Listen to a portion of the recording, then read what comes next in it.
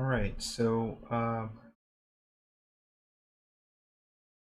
know there's nobody here, but what I'm going to be doing today is just experimenting with brushes,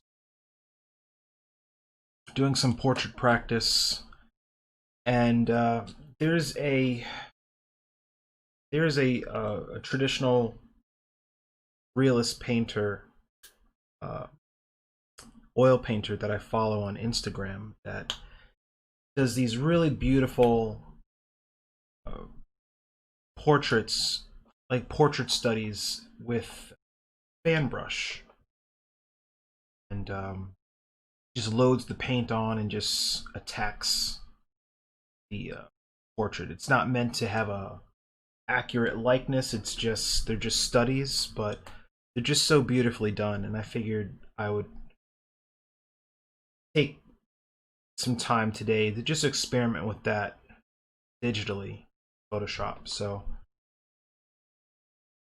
Um, so that's what I'll be doing today.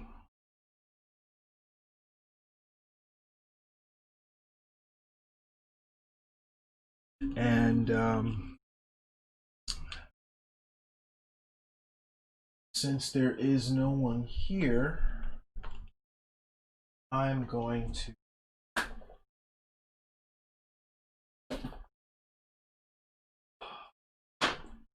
put my headphones in and just sit here.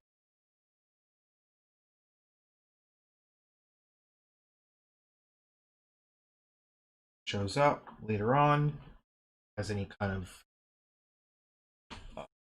digital painting centric questions for me. Happy to answer. Otherwise, uh, I'm going to just sit here and do my thing.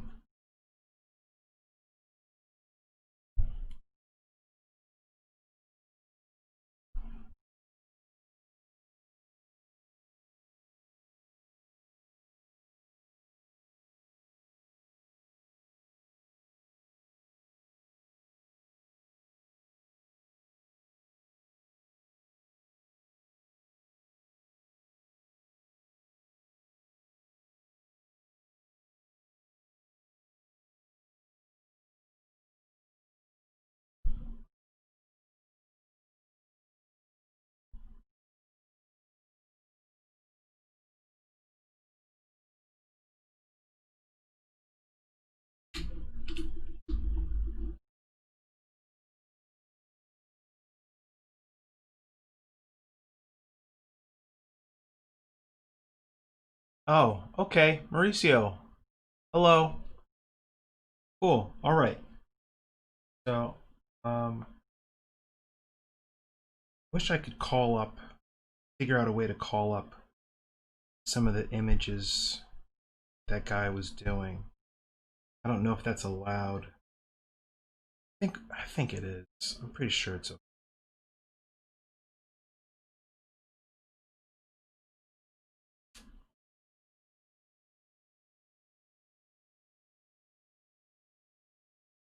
Share the work that I'm talking about so that some context.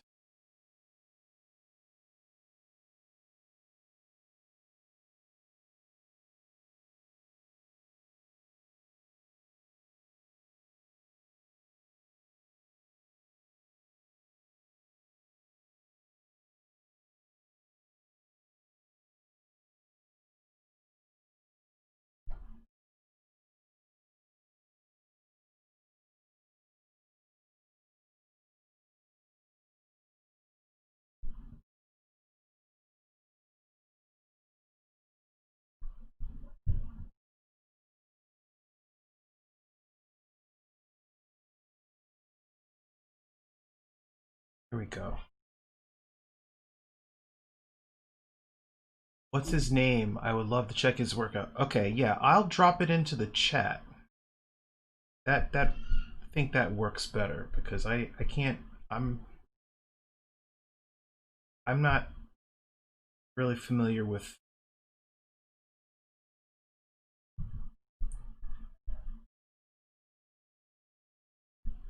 OBS like that.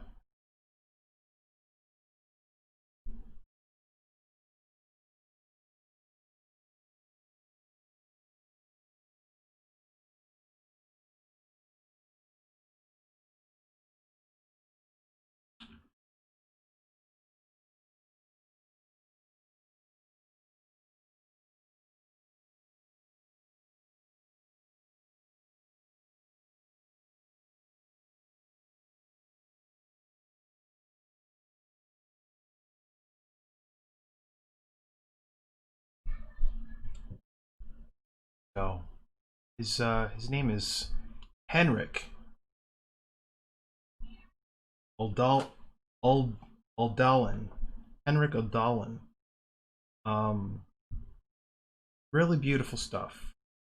So whenever I see a digital, an oil painter doing some really beautiful stuff, I try to see if I can mimic that digitally, uh, some way, somehow, and sometimes it works, sometimes it doesn't, but it's always worth a shot. I think to save time, I'll just color pick from the photo here. Just go from. So I have my brush loaded up 100%.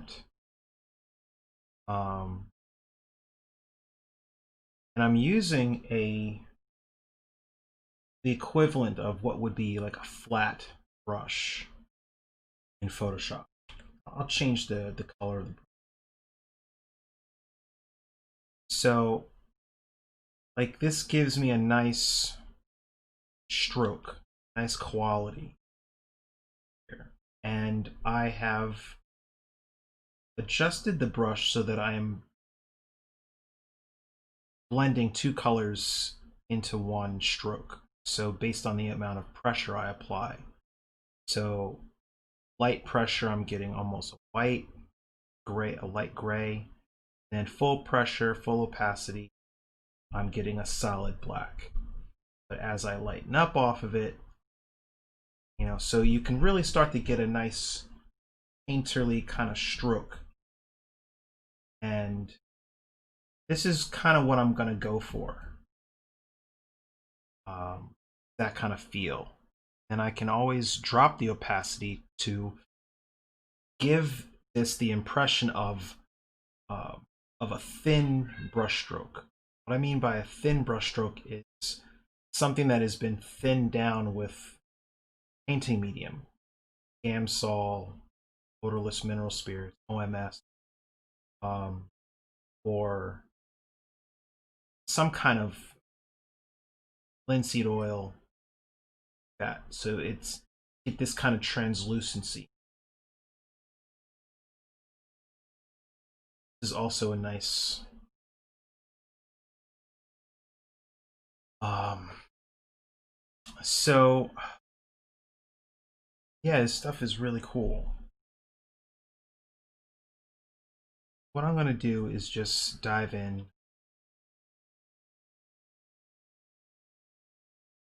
I know I should probably do an underdraw first, but I'd rather just experiment getting this.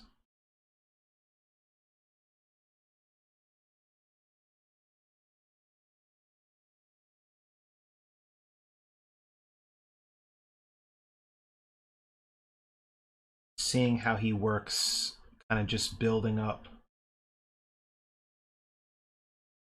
strokes.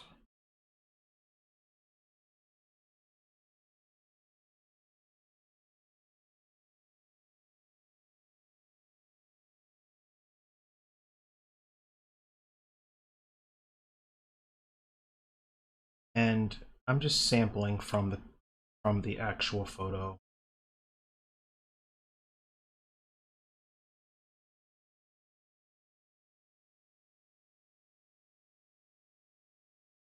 I really like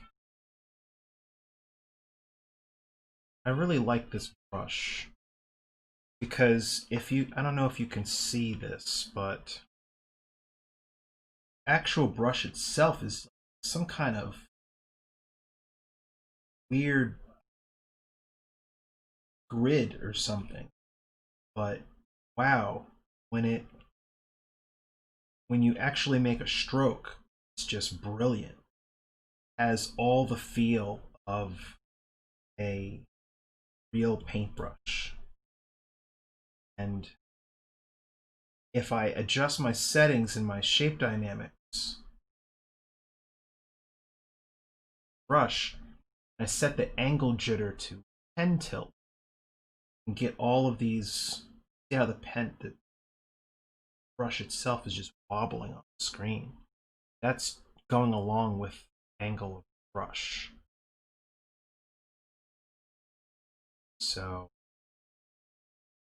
it's really fun.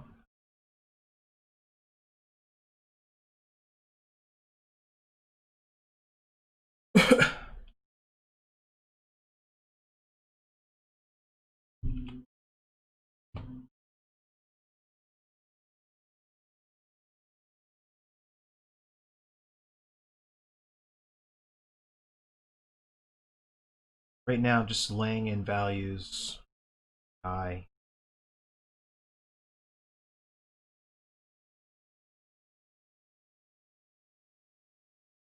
squint, sure things are.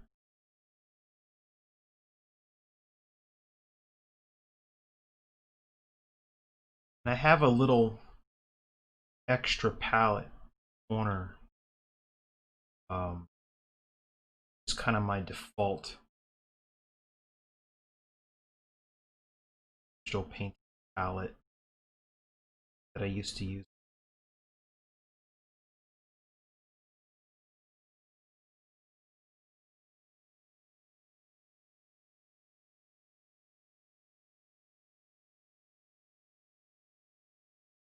I should probably let me scale. Probably make.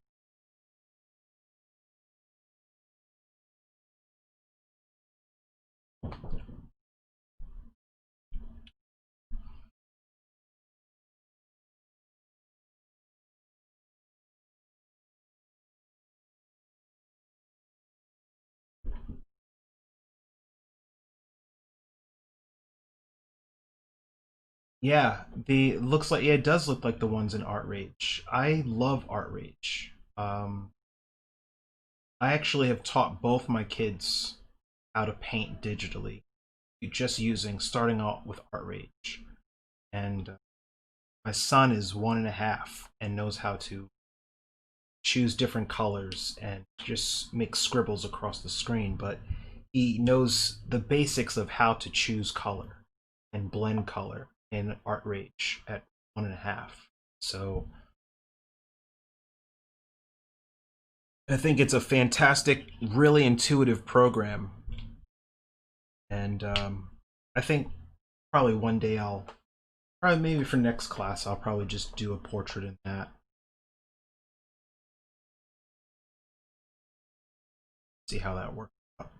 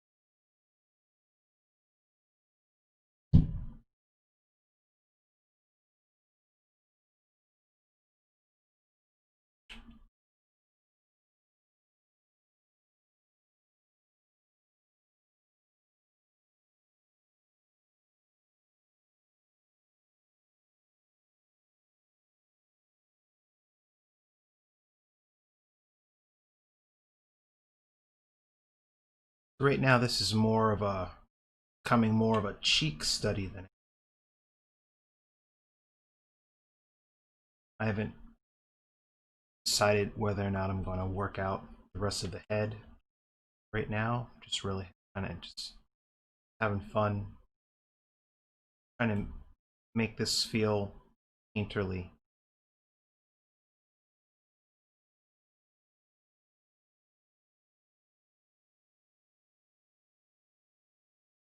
Yeah, it's a funny thing how kids pick up on stuff like that. Um,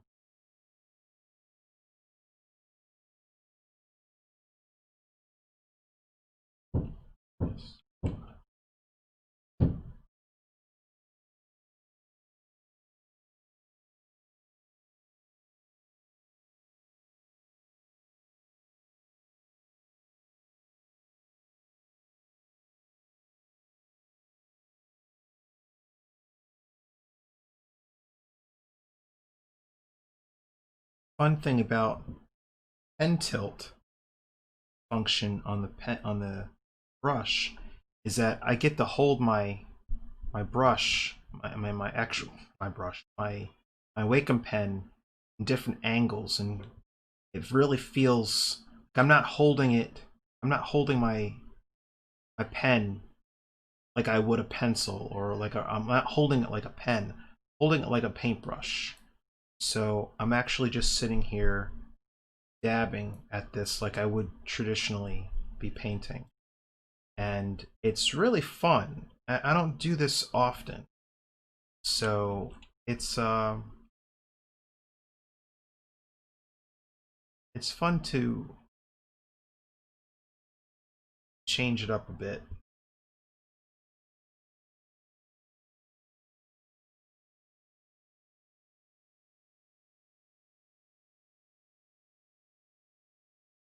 And with the color dynamics checked, it almost has a feel like I'm blending my colors into each other. So I haven't started actually blending, and still at 100% opacity, and just moving through.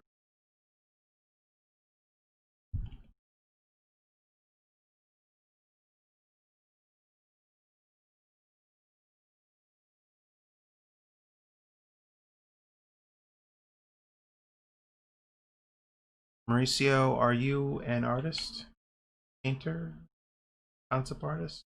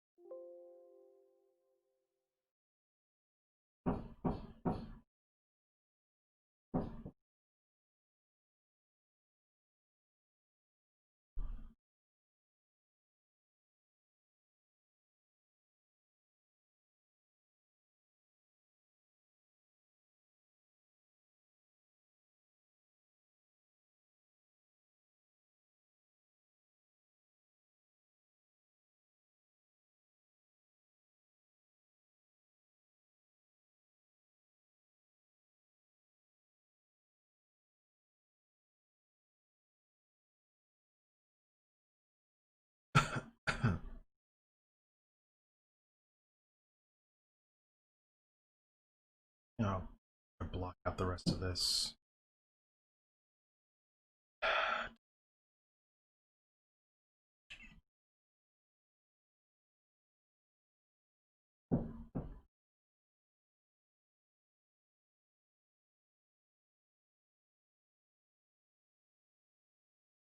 So you're currently doing some 3D environment lighting and shading.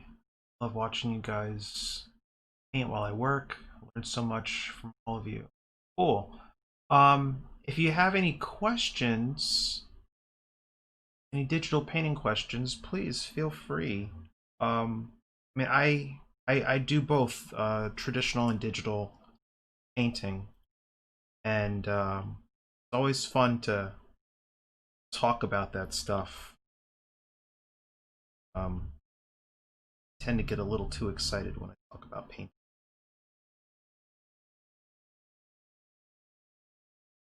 So you're gonna see me do some weird stuff where I'm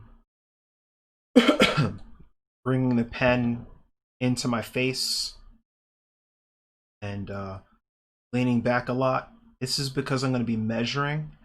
Um, it's a technique in drawing and painting where you would see somebody hold their pencil out to measure the the scale of a head or the width of a cheek or something like that. But they're doing those measurements with their pencil or with their paintbrush. Um, so whenever I try to do any kind of digital alla prima painting on my Cintiq, this is the perfect setup for that because I can just sit here and look at the reference as if this model were sitting in front of me in a real atelier or life painting class or something like that and just measure. So I can sit here, squint or close one eye. Like my left eye is my dominant eye when I'm measuring. So I can see that based on the size of the eye I have in here, that from the tip of her pupil, far side of her pupil, to the edge of her face, of her right side of her face.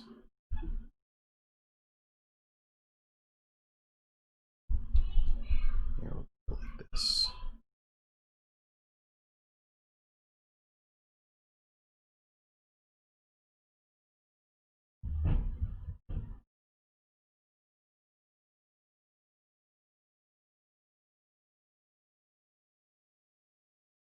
Then I put a little stroke that lets me know where the edge of her face is. I can't go beyond that point.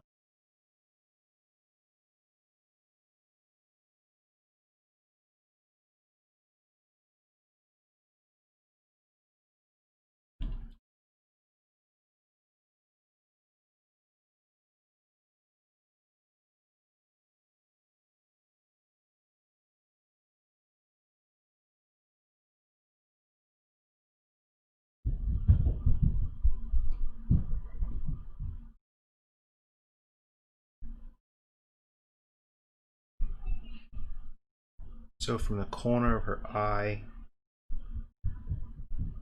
I probably have to zoom out of this a little bit.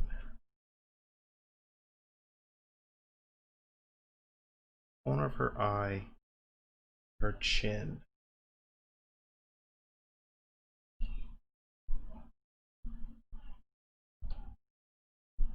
Puts her face.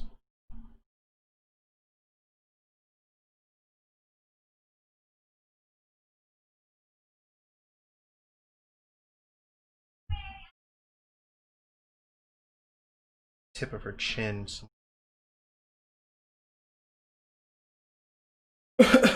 But I'm not gonna try to paint her whole face today. I just want to focus on the eyes and the nose for right now. Just treat it like a little study.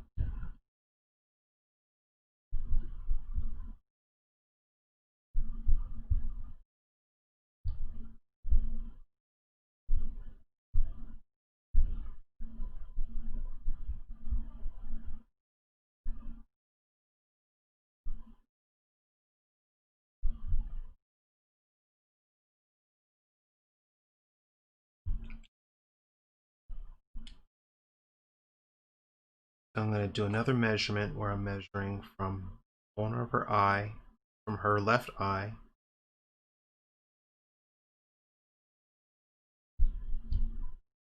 to the bridge of her nose next to the corner of her right eye.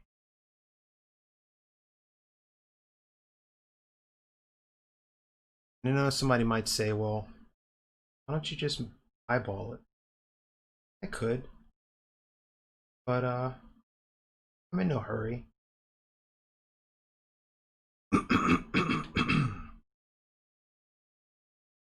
So since I have a Cintiq here, I can just draw those shapes in there. Now I start to have this structure. Oh, outer edge of inner corner of her eye, edge of her nose, just to be sure.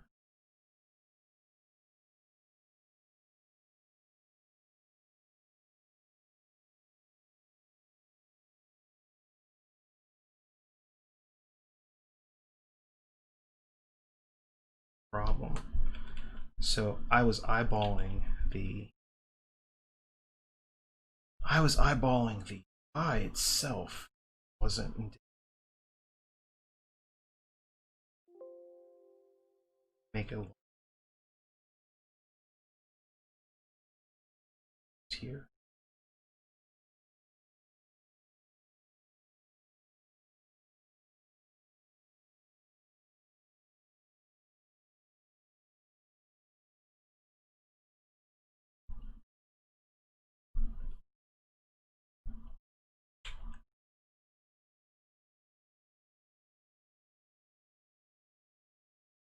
And I have a cool gray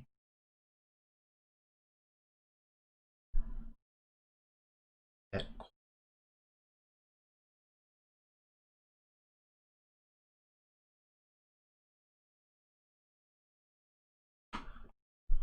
Mauricio. You're saying I was educated as a traditional artist, but one thing I never enjoyed about it was getting my hands. I guess there's something psychological behind that. Then I was introduced to digital painting and I fell in love with it.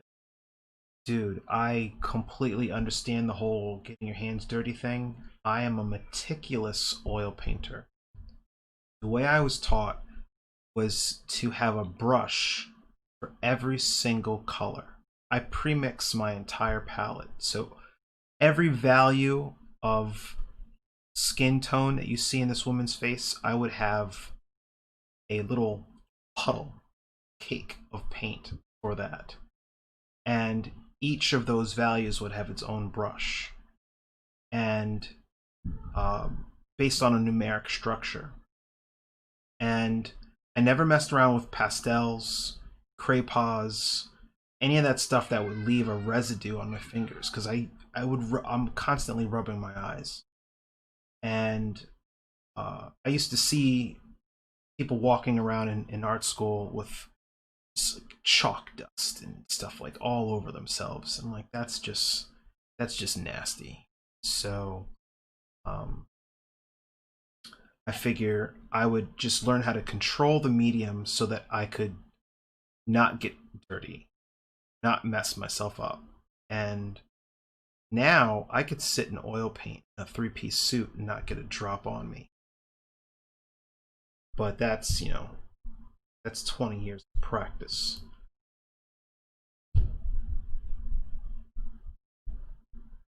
So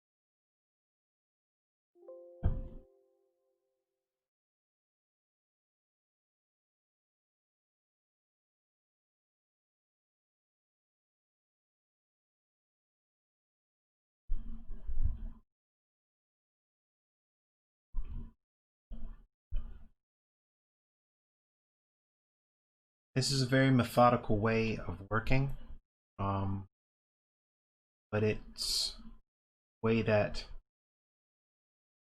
if you're doing anything for accuracy, it's a safe way to go rather than to speed paint my way through it, flipping and rotating and erasing and constantly having to alter the piece as I go because the drawing or the original foundation of the piece was off.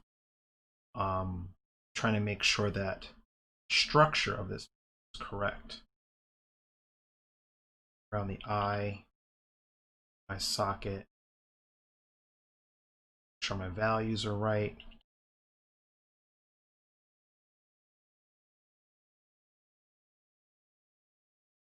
And it's just so fun to play with this.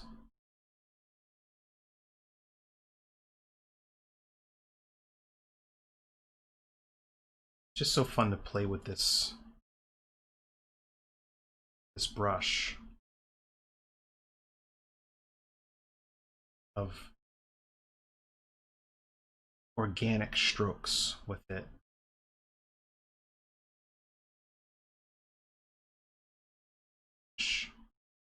Look.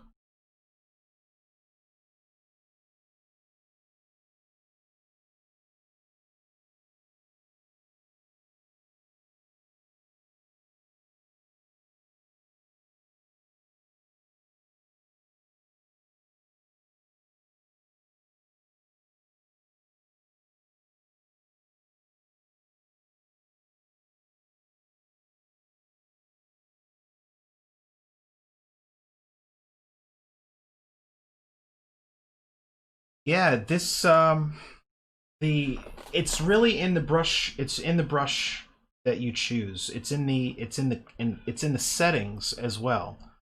Um, I have not been able to figure out how to show what my brush settings look. I have to contact somebody that knows how to use OBS because this was set up for me. I'm just too afraid to start messing around in the settings for OBS. Because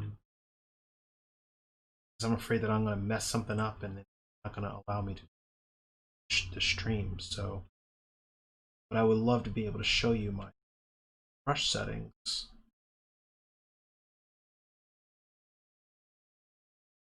But if you go into your brush settings, I can kind of walk you. Go into your brush settings and you turn on color dynamics. You go to shape dynamics. Go to shape dynamic. Go brush. Yeah.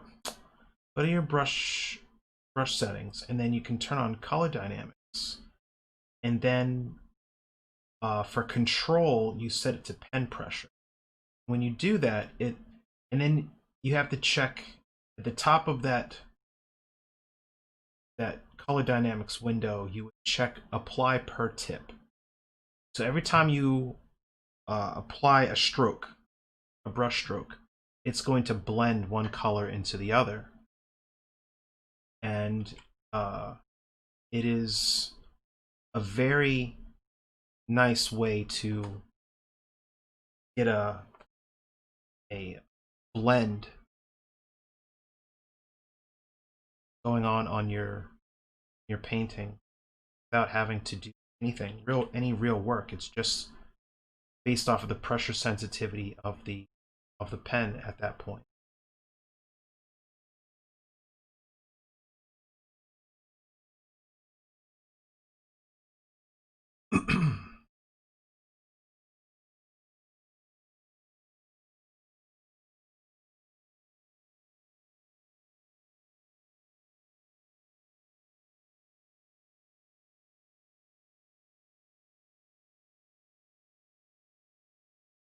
I'm playing with a lower opacity right now. Oh, you're saying I'm directing a 3D short film. I've just started following you on Instagram projects account. Cool, thank you. It would be great if you look at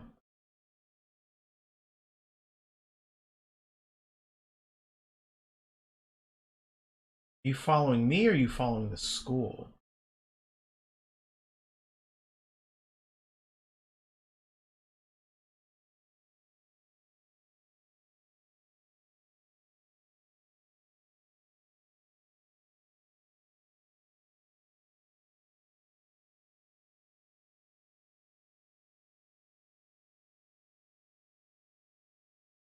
Oh, okay. Are you the rustle of leaves?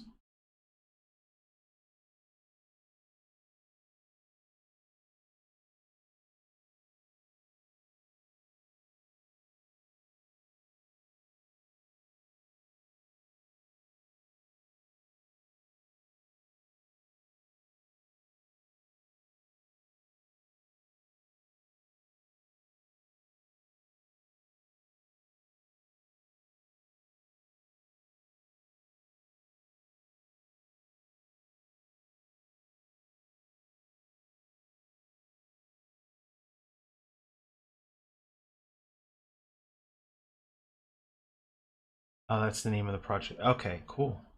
Yeah, I'll give it a look. After I'm done here.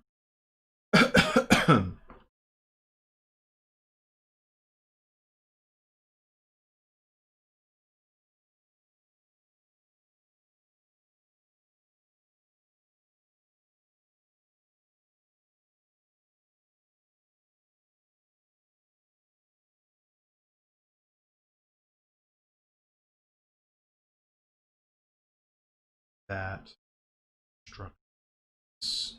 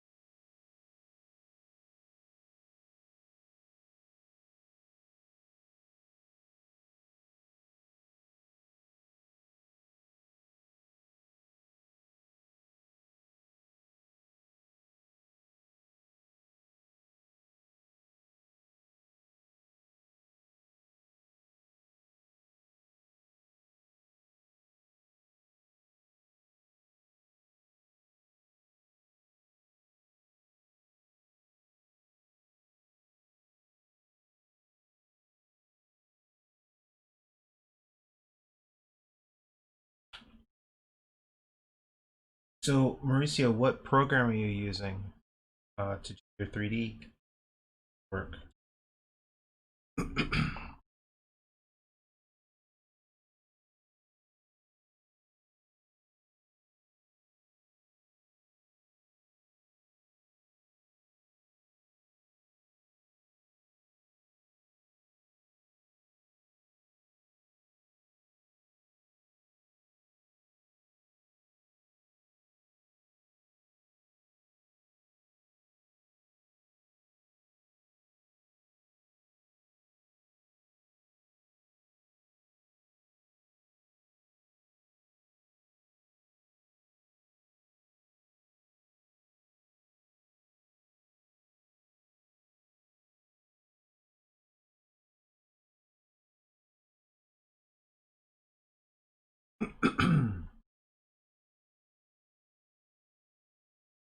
Open source pipeline. What does that mean? I'm not familiar with the terminology. Does that mean you're using open source software? I don't know what that. I don't talk the 3D lingo.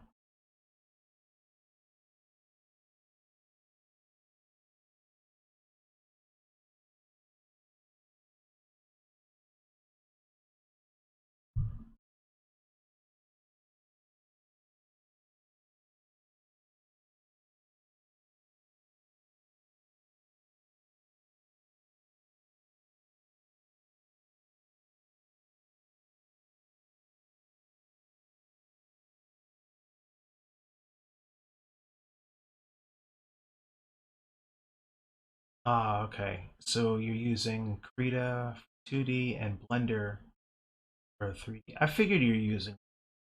Okay. Um,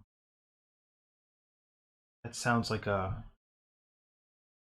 way to go these days. Free, free ain't bad.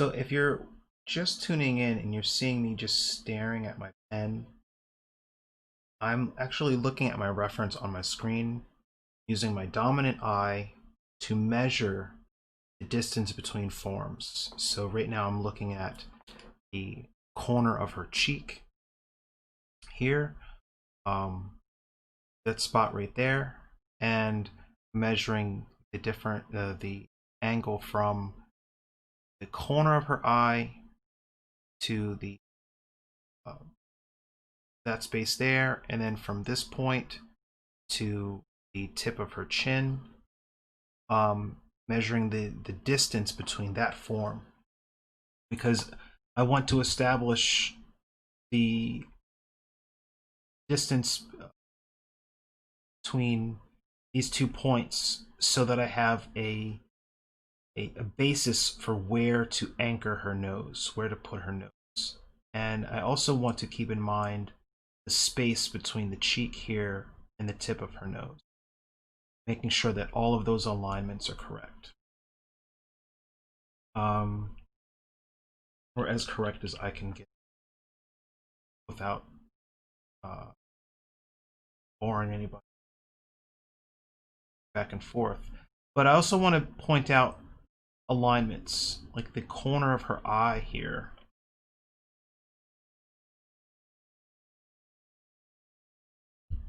Corner of her eye is in alignment with the tip of her nose. Draw a line straight down.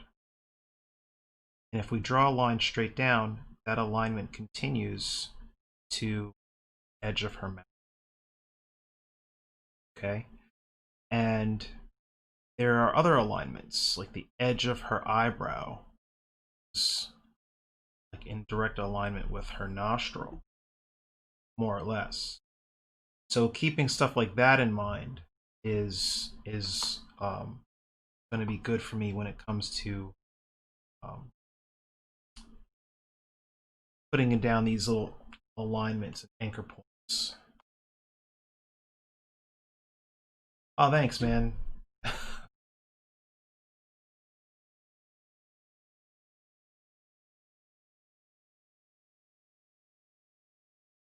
So,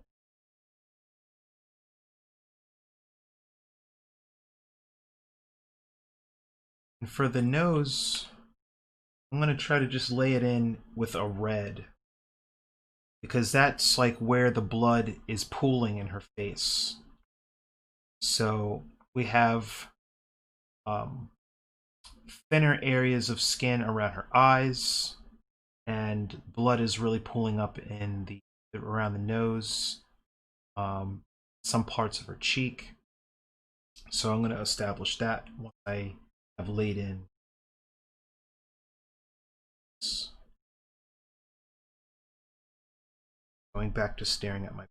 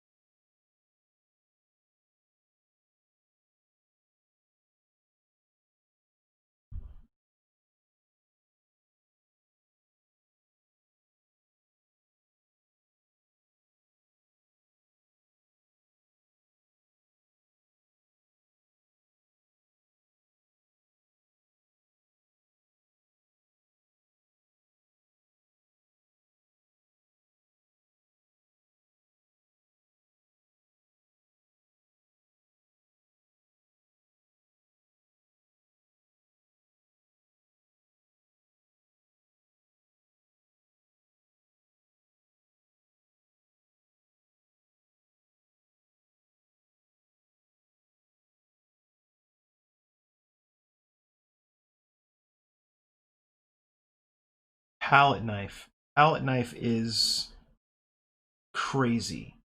Um, I can't mimic that in Photoshop. That can't be mimicked in Photoshop. That is a impasto effect that you would have to um, build that up with like photo textures and, well, there is a way, but it's not, it doesn't really look all that good. Um, because there are there are brush there are brush techniques where you can add a cast shadow to your brush stroke, create that impasto effect, but it really only looks good up close. Like from a distance, it just starts to look, the shadow looks a little too dark, if that makes any sense. All right, I'll show you what I'm talking. So let's say we do stroke, right?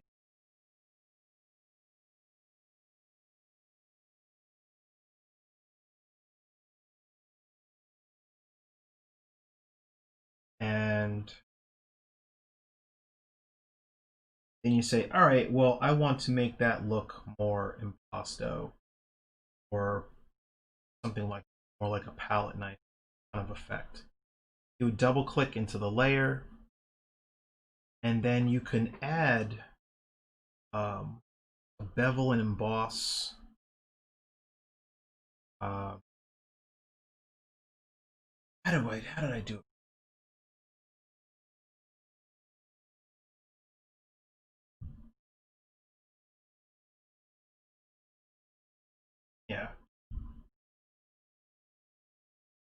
start to get this kind of cakey thing, but no matter how you work it, the cast shadow is not building up. So I would have to build this up with successive layers of paint. So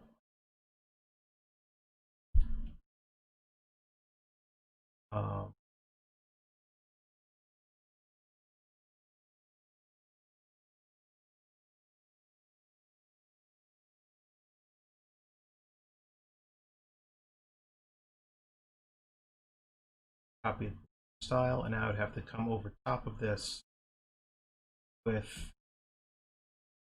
So it takes a lot of build up. Right. So the cast shadows wouldn't be it would just look weird. Yeah, it's a traditional painting thing. I mean, if you wanted to try to get fancy for a hot second and make people think it's a traditional painting, you could try something like that. But I mean, you can always come into this and play with the color of that shadow, or the opacity of it. So something a little lighter, go darker with it. Okay, I guess you can't see my layer style when you see the shadow getting lighter or darker on the opacity. The highlight can get a little brighter. You can toggle these kind of things. I can also play with the angle of that shadow. Like right now it's 90 degrees. I can move here, there.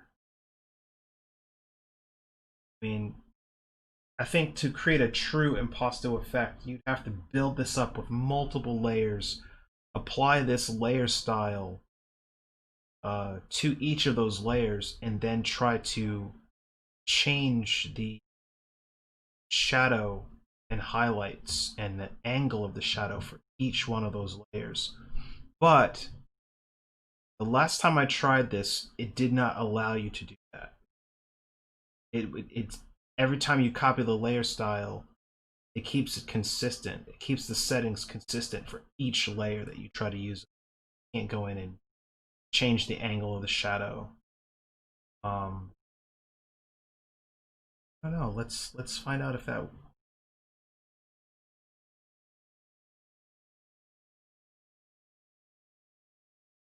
Right. So I'm on different.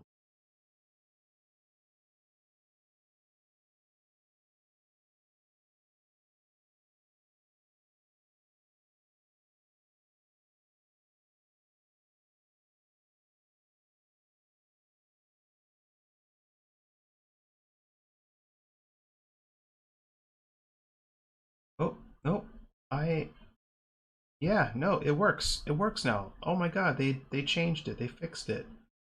Good. Huh. Well then, I might experiment with this. It's so time consuming. This is just ridiculous. Well, at least I know I can build it up like that.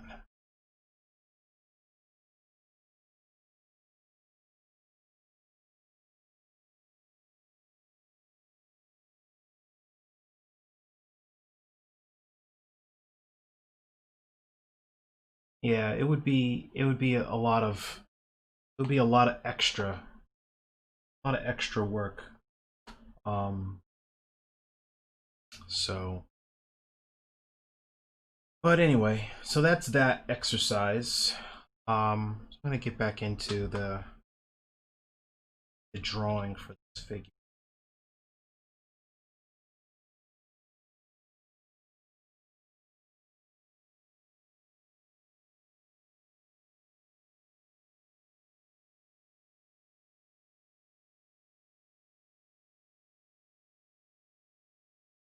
All right, hey guys, how's everybody doing?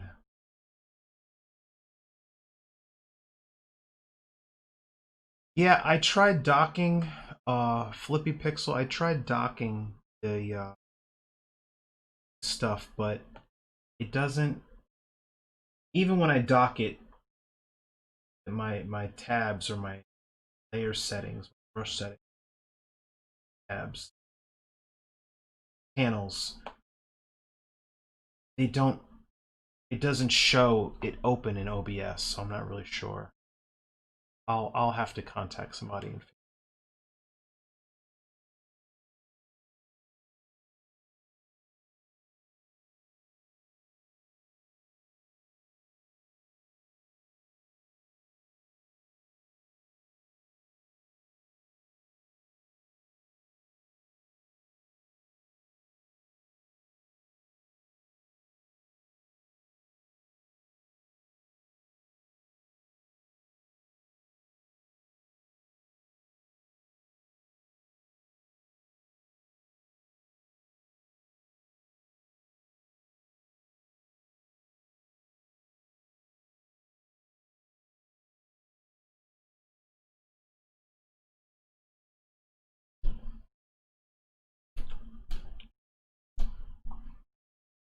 So I use this little guideline in Photoshop here. This little blue line to check my alignments.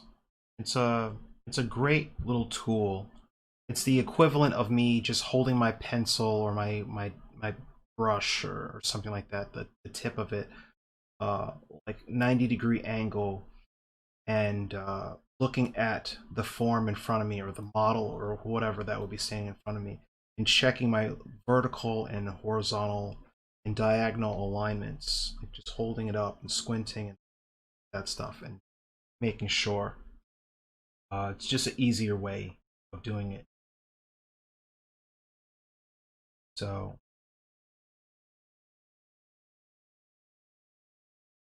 so now I know that node.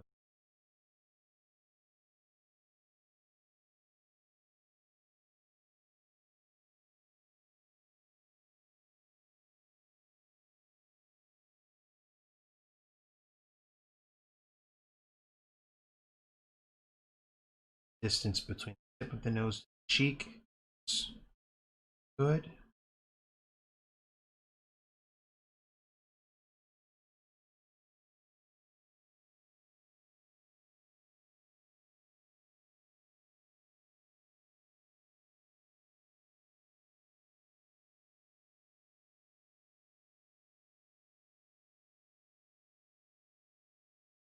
And like I said, that the so the now I've got the tip of her nose laid in.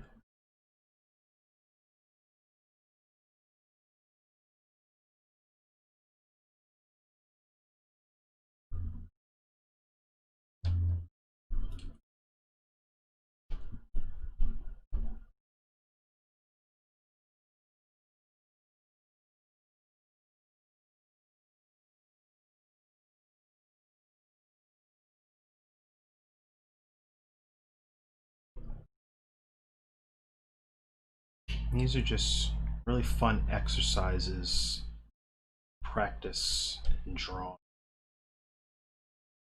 From here, I'll probably just eyeball. I don't need super accurate about structure here.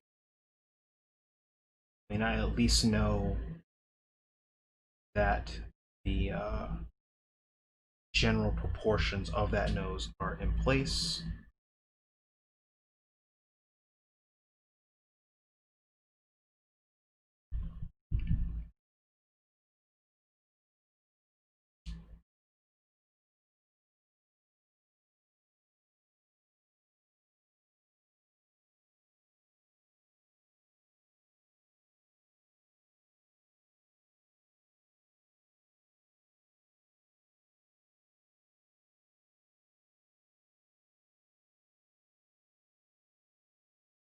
Flippy Pixel, if you know how to do it, please let me know, because um, I'm not sure how to adjust it. so that people can see like all of my panels. OBS.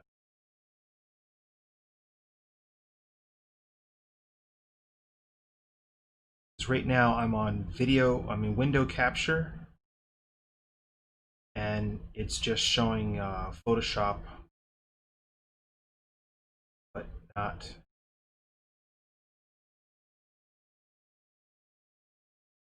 Like, I can't get it to show anything other than what it's showing. None of the other panels. But yeah, I'll figure it out. I'll have to contact the school and work that out.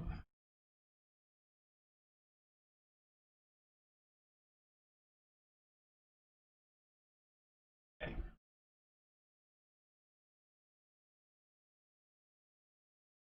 So for anybody that is out there that does any kind of digital painting, portraiture, anything like that for their own fun or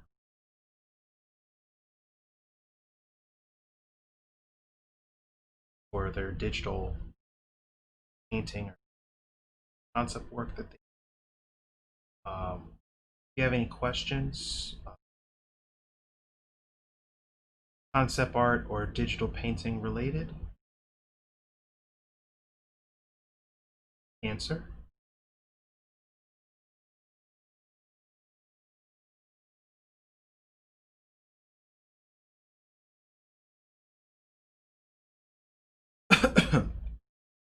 So I'm feeling good about that. So this is where the head is. And what I'm going to do, just for my own satisfaction, and come here.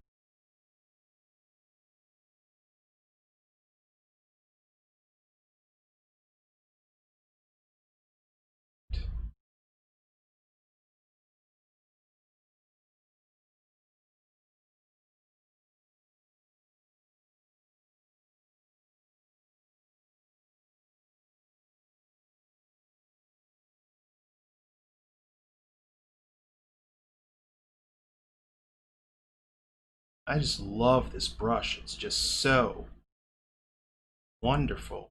That's such a lovely flat paintbrush kind of feel to it. I don't remember where I got this from. I don't know if it's like one of those Kyle Webster brushes or whatever. It's so good.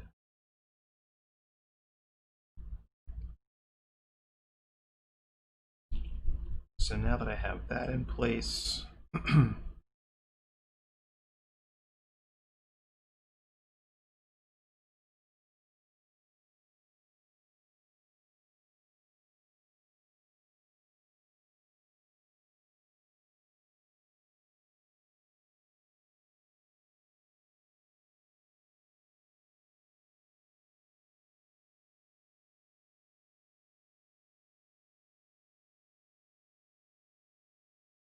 display capture instead of window capture.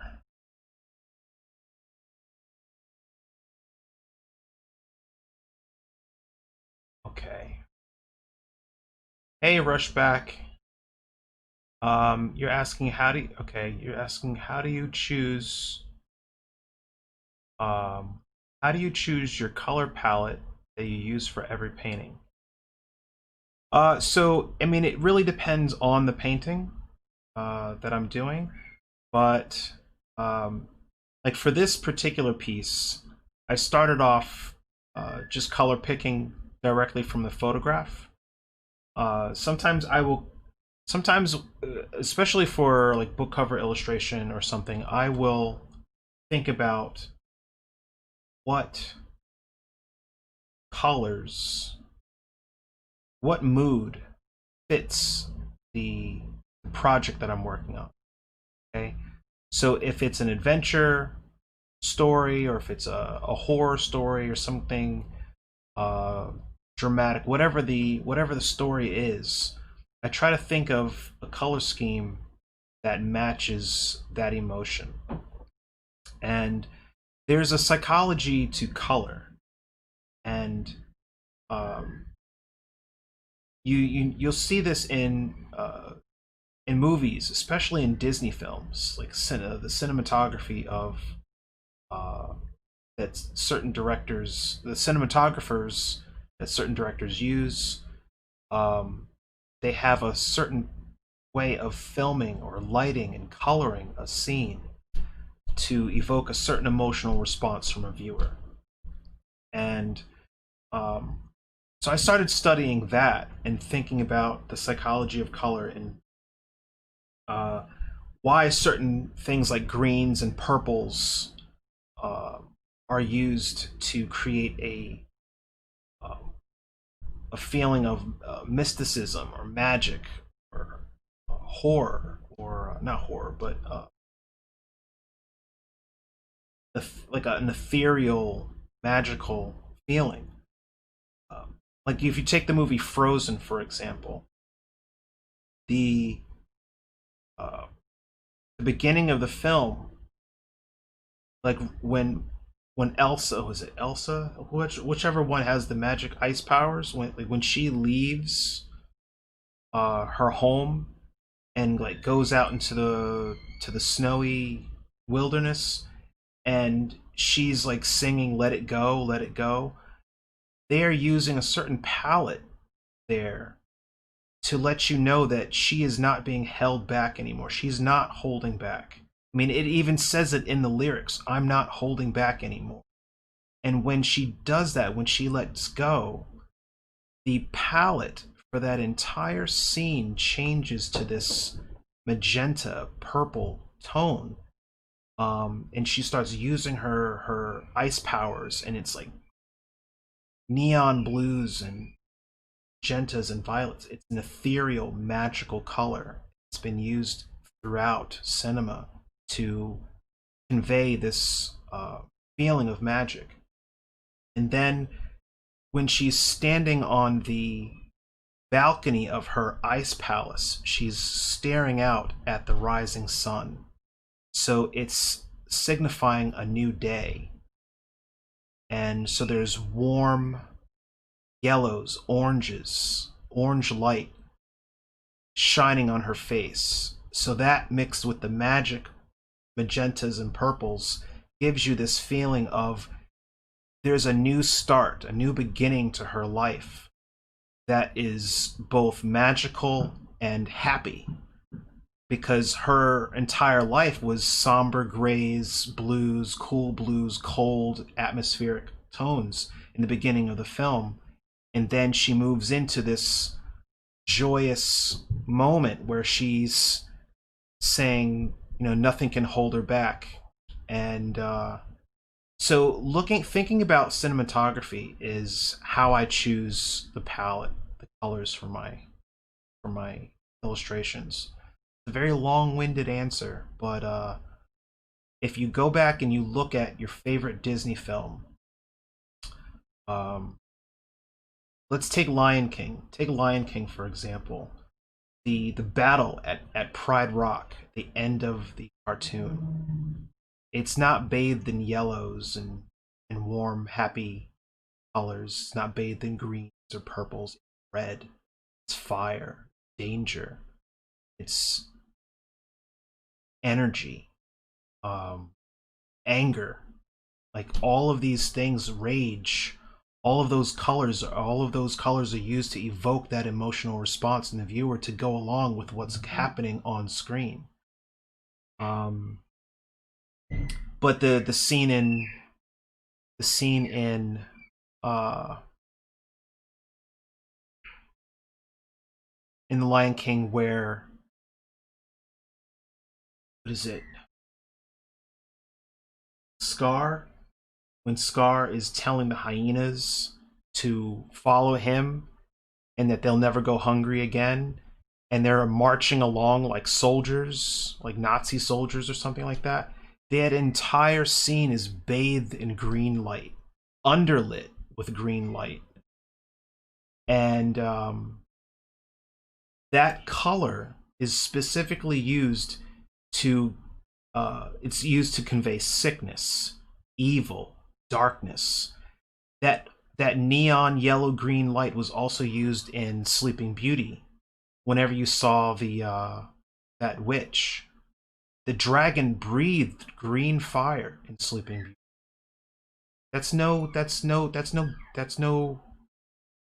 Uh, that's no accident, you know.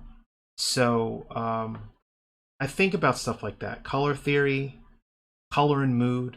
I mean, I talk about that a lot in the advanced illustration course because I want students to be not only thinking about value and composition, but how to use when not to use color in their illustrations um, to create a certain mood.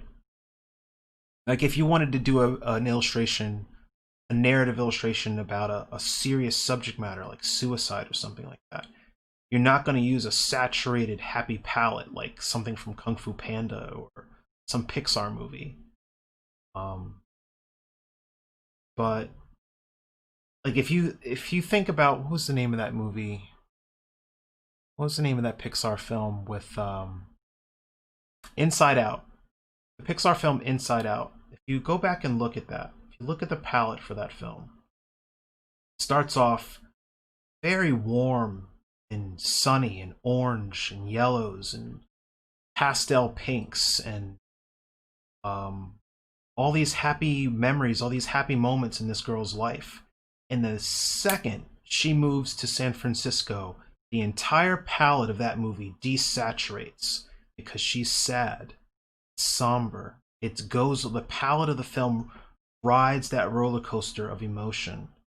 Now, in her head, it's still colorful.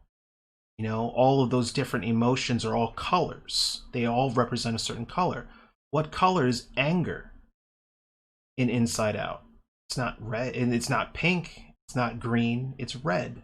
Anger is red. You know?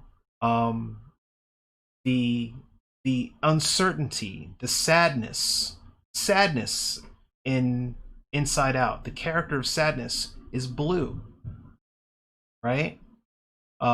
Joy is yellow, right? Um, I mean, it's no accident. That's no accident. So, the people that make animated films are so aware of the psychology of color, and they throw it in your face at every opportunity. And it's ingrained in all of us to have a certain reaction when we see that stuff. So, um, long story short, that's that's how I choose color. That answers the question.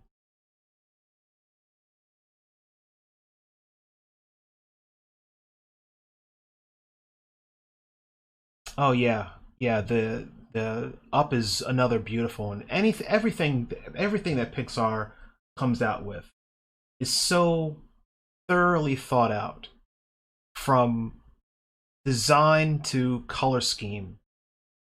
Um, they want you to feel, and I mean, um, like the recent Spider-Man movie, the Spider-Verse movie, bathed in purples and greens and magentas because there are people literally coming from other dimensions. There's the ethereal, magical vibe to the entire film, and they beat it over your head at every opportunity. It's almost like it's too much. It's like, okay, I get it. Um, but so I love that stuff.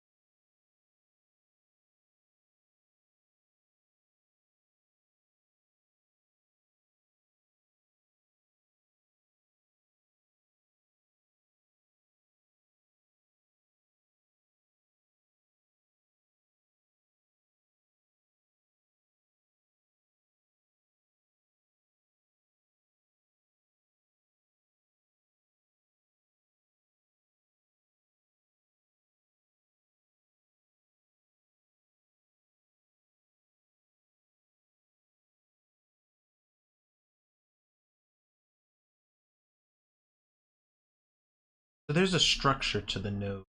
There's a structure to everything that I'm, and right now I'm more focused on getting that structure down more so than trying to get the entire face blocked in. That stuff I'm not worried about. That'll come. But if I had to just have fun with this real quick, if I could just have fun with it, just play with those colors and thinking about where there is blood pooling up in this woman's face.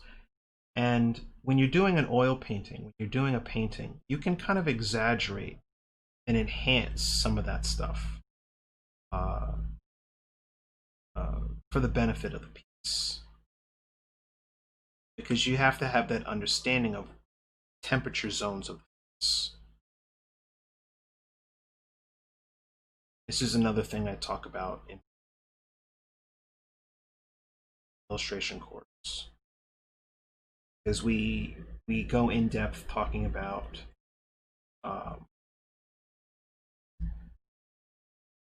color, composition. I even go in depth about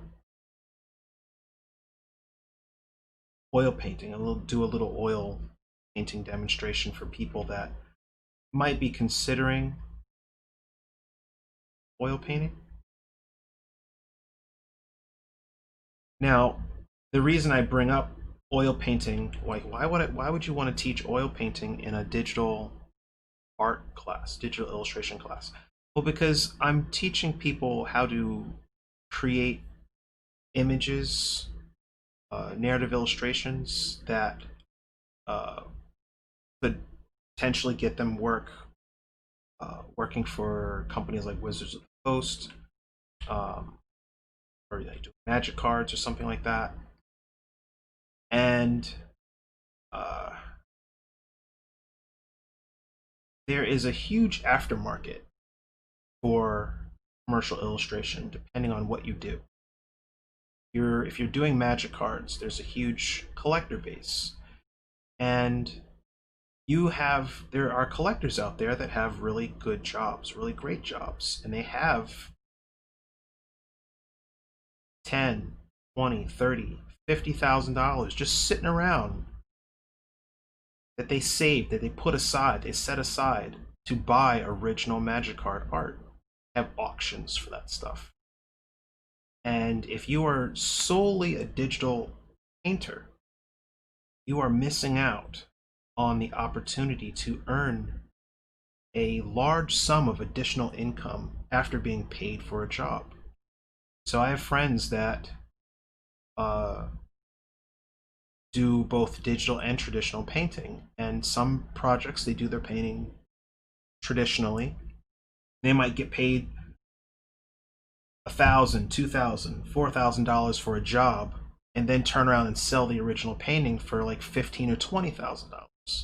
So, in total, knowing that you could do one painting and make potentially $25,000 off of it just because you know how to use oil paint,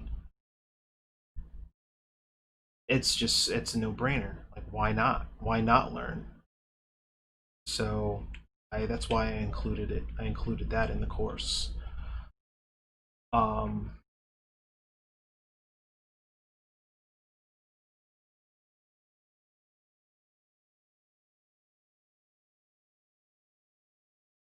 yeah, man. Uh, one of my former instructors from college, he does magic cards, and he just sold. He did three. I think he did four pieces for a set that might be out like next year or something.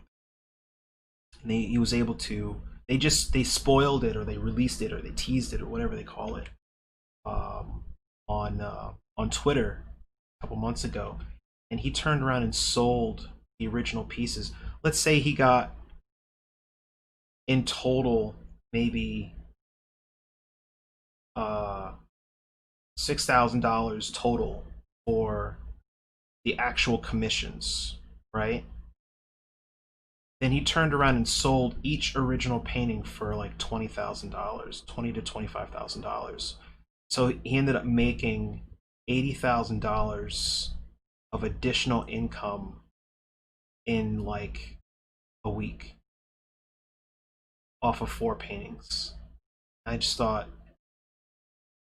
my God, man, my God, somebody out there has that kind of money just sitting around.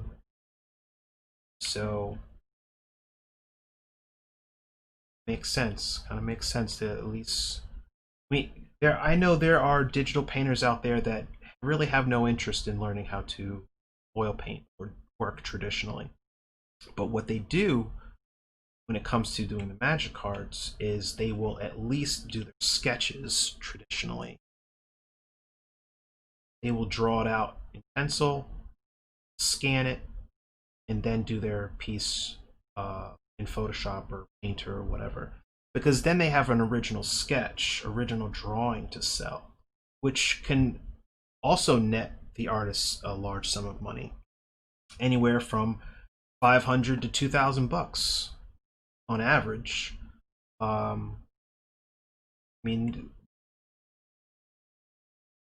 I'm pretty sure that nobody in here is, making serious bank. So I don't think it would. I think it would kind of make sense to be able to know how to do that, so you could pull in additional income source.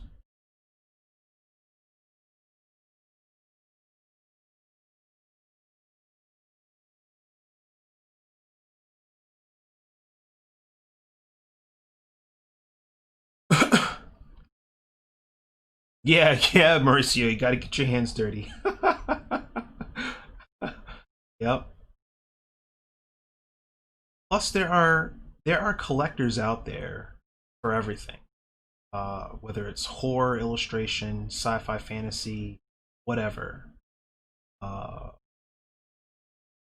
whatever it is that whatever it is that you're into and like to paint or create, it's pretty much a guarantee that there's somebody else out there that is into it as well and is willing to support it if they know you exist and if the work is good.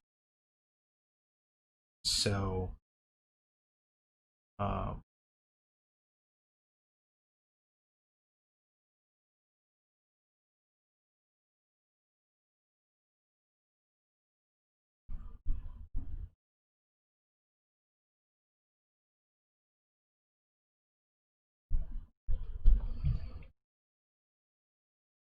so I'm using a lower opacity here, like going into some of my strokes to add some cooler grays, cool down some of these areas around the eye, sampling.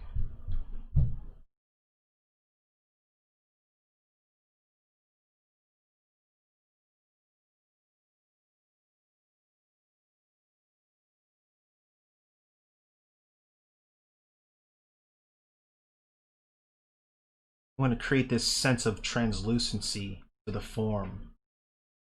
And I can also do that with like subtle greens and things like that. But that gray, a neutral gray set against a warm skin tone, makes that gray feel cool blue. Cool blue.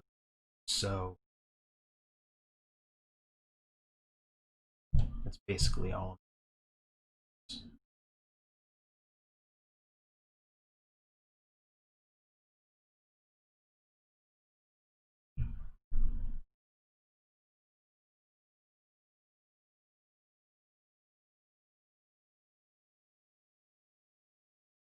Having fun with how this is turning out. Like, but it all starts off with that base structure, right? Because without it, there's a lot of guesswork, there's a lot of erasing, there's a lot of flipping back and forth and stuff, and I don't feel like doing it. So this isn't like any of those, this isn't like any of those YouTube videos. Person is just speed painting through it and making all kinds of errors and adjusting it. I like to just know that it's right. Once that structure is in, that foundation is in, then I can start painting over top of it. Like I tell my students, like that underdrawing, having that structure is so important, because it's kind of like you're, some people do, when some people digitally paint or some people paint, they start rendering right away. They start just going to town rendering stuff and all these adjustments and alterations, and it's kind of like you want to build, you're adding furniture to a house that isn't built yet. And thanks Steve. You know, you don't want to start adding furniture to a house that isn't. Build the house first, build the foundation, and then once you know that your living room is intact, you know you got that second floor built, your plumbing's in and all that stuff, then you start bringing in the furniture. You know, don't start add, like, the furniture is the details, the eyelashes, the eyeball, the pupil, all that stuff, the nostrils. You don't want to start going in and start rendering the crap out of something, because the furniture is the details. You want to make sure your house is right. Get that structure, get that underdrawing right, or as good as you can possibly get it before you go nuts. That makes sense. I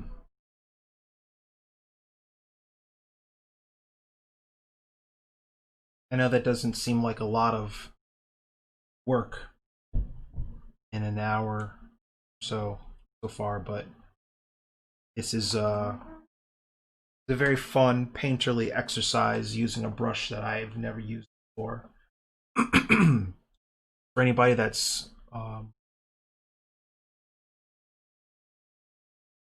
you know, Flippy Pixel, that is a great idea.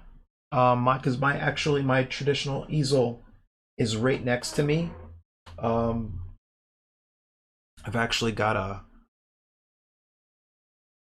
book cover that I just finished, just sitting there. Something I had done for Scholastic Books recently, and I was trying to figure out, because I've seen other painters do streams where they set the cameras up so that they can the Twitch cameras, so that they can share their traditional painting workspace. I just don't know if this stream is like, I'm not doing 3 hours or 4 hour streams, you know, 3 times a week or something like that, like some people. This is only 2 hours a week, so there's not much oil painting you can really get done in 2 hours. I don't know. If they give me another stream, maybe I could do something back to back, or at least twice a week. Then I think it would probably make more sense. Try that, but that's a good idea to move in that direction. I would love to just sit here and talk to you doing so. Ain't for real, for real.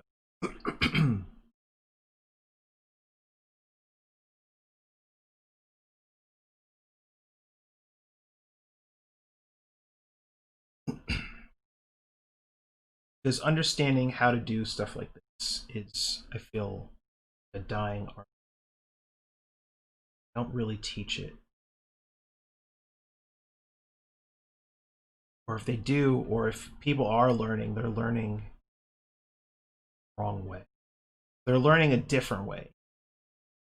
I don't want to say the wrong way, because there's no wrong way to learn how to digitally paint. Because there's so many different tools that you can use to get unique effects and stuff. But it's not really, I don't feel like it's having that foundation is as stressed as it should be, which is why I do my best to try to teach it to students, or the all the mentors at CG Spectrum kind of really push that foundation knowledge.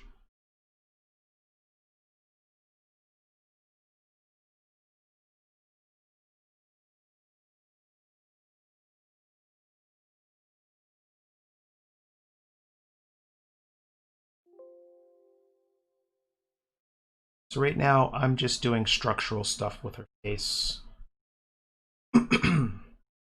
Still not trying to nail likenesses or anything, because I'm not getting into, I'm not going to get into mouth, or just trying to establish those top planes, side planes of the face.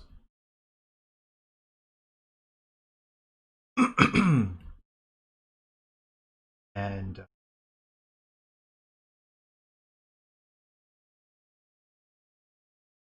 the great thing about doing all of this on one layer is that I can blend. I wanted to start really blending this. I would take a clean, dry brush. Well, if this were an oil painting, I would take a clean, dry brush and start blending it. Right? And so the equivalent of that in Photoshop is the smudge tool. I can just come in and start.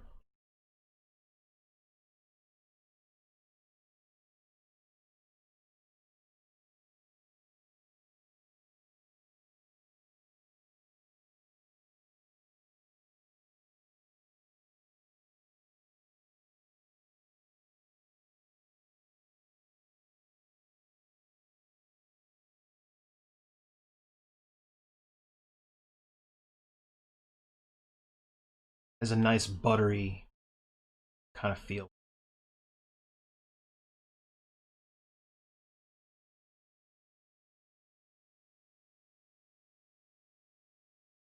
Flippy Pixel, you saying you would subscribe if I were to do a traditional painting demo?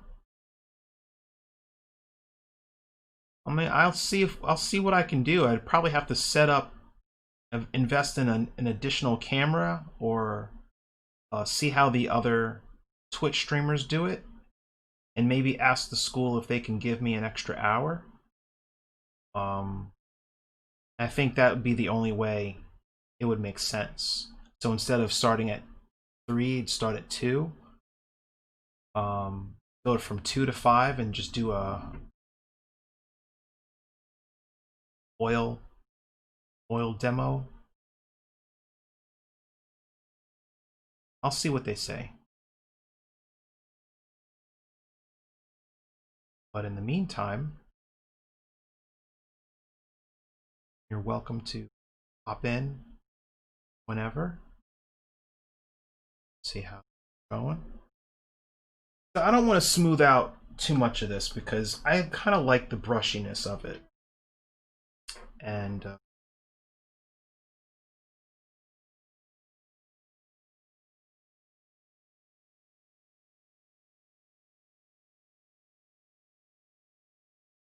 I'm going to use the dodge tool, pop in that highlight there. And if you've never used the dodge tool, it's fantastic, especially for laying in certain strokes. I can come in here.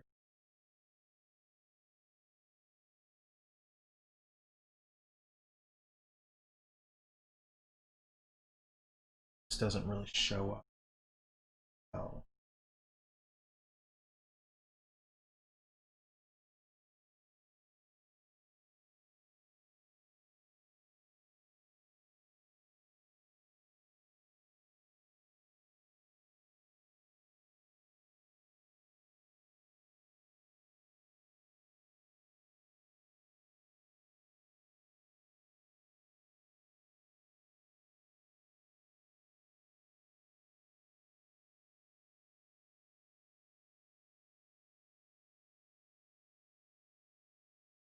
Yeah, I'll talk to the school because I think this would be fun.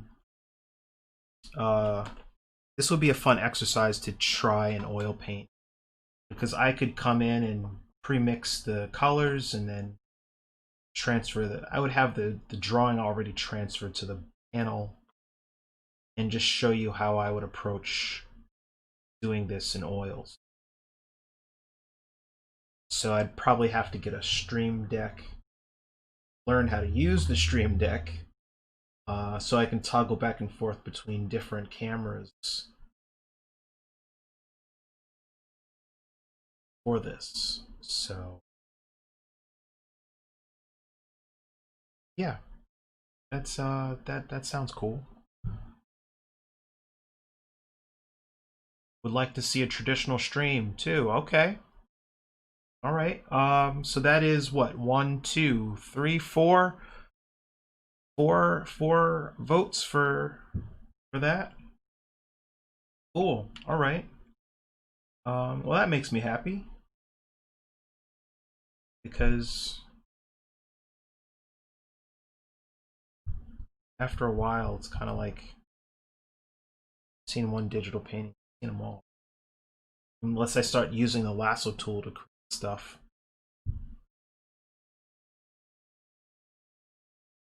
I've got the soundtrack to Mission Impossible playing in my head now. So even though there's no music playing for you guys, this portrait painting is hella dramatic right now.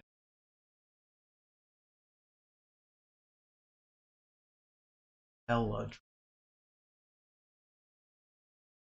All right. So now that we've got that round in place, this structure around the eye in place, now I'm gonna sit here and have fun with finer details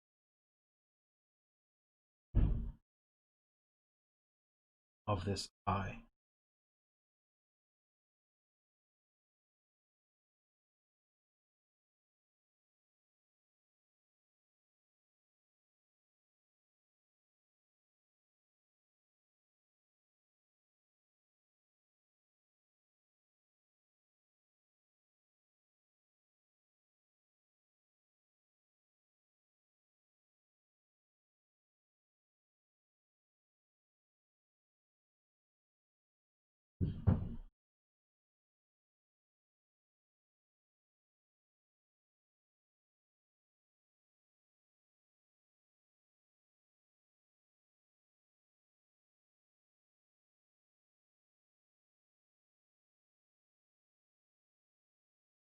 Oh, even an okay, that sounds cool. Even an eye, nose, mouth series. Yeah, that would be pretty cool. Um, so I guess I could show you the demo the demo that I did for my digital illustration course.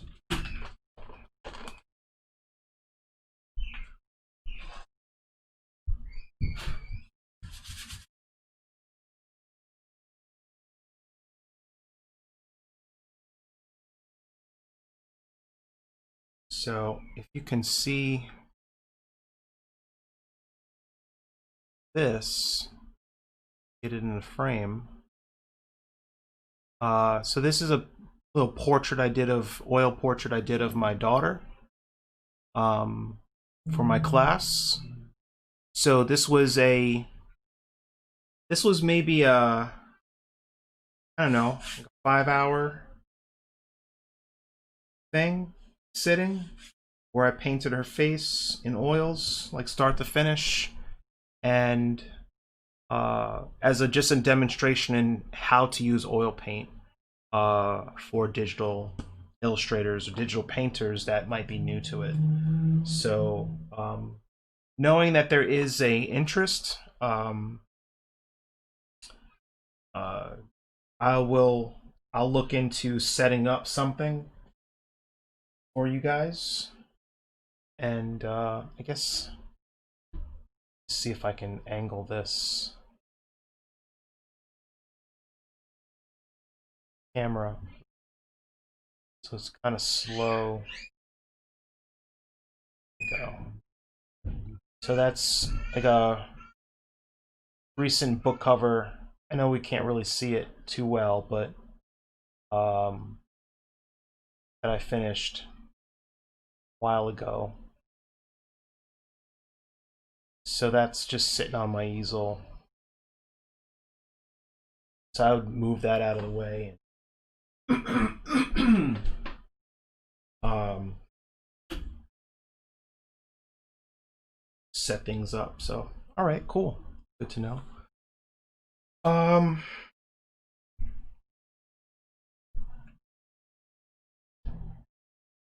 all right. So this is about as far as I'm going to go with this today. This little experiment. This whole painting has been done with one brush. This brush. Let's see it. A weird little funky brush, and it looks almost like a piece of some kind of panel lines or something like that. But no, that's basically what the brush stamp looks like. But it is such a wonderful little brush. It really lovely effects with it. And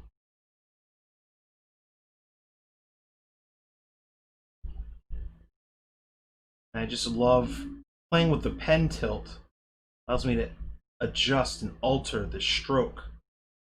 Get something very organic just in how I move my wrist and my arm, and the subtle movements of my finger all cause this brush to flip and adjust, and I love it. That's how I basically, that's how, basically, that is exactly how I painted this entire head. So so that's our stream today. This is what I do. This is what our stream is gonna be pretty much. I'm gonna just be doing little portrait demos and having fun with this kind of thing. And I will talk to the school about setting up a traditional exercise for you guys. I like Flippy Pixel. I like the eyes, nose, mouth demo idea. I think that's really cool. So I'll talk to them about that, and maybe probably extending this for an hour, and adding an additional hour to this so that we can really dive into that process. So cool. All right. So I will talk to you all next week, and you all have a lovely weekend.